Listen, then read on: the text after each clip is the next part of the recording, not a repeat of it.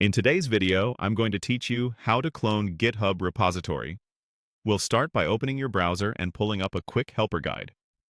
Head to the Gemini app, click into the search bar, type "How to clone GitHub repository," and open the guide that appears. With that reference in view, let's walk through the actual process so you can follow along smoothly. First, get the repository URL. On GitHub, open the repository you want to copy to your machine. Look for the green code button near the top of the page and click it. In the menu that opens, choose HTTPS, which is the simplest option for most people. You'll see a URL appear. Click the copy icon to place it on your clipboard. Quick tip: SSH is great if you've set up keys, but HTTPS avoids extra setup. If the repository is private, you may be prompted to authenticate later, which is normal. Next, open your terminal.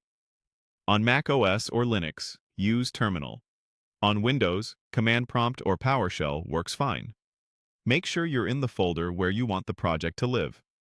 If you like, create or navigate to a development directory first so everything stays organized. It also helps to confirm Git is available on your system. If you've used Git before, you're good to go. Now, run the clone command. Type git clone followed by a space, and then paste the URL you copied from GitHub. Press Enter to start. You'll see Git download the repository history and files. When it finishes, you'll have a new folder named after the repository. Open that folder in your code editor to begin working. If you prefer a different folder name, you can add it at the end of the command, and Git will create it for you.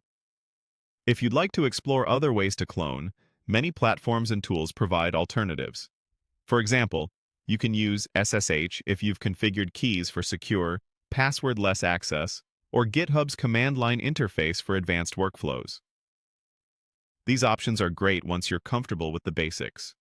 And if you don't want to use Git at all, there's a simple fallback.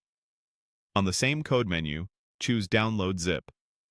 Your browser will save a compressed copy of the repository. Extract the zip to a folder, and you'll have the files ready to view or edit. Just remember, this method doesn't include Git history and isn't connected to the remote repository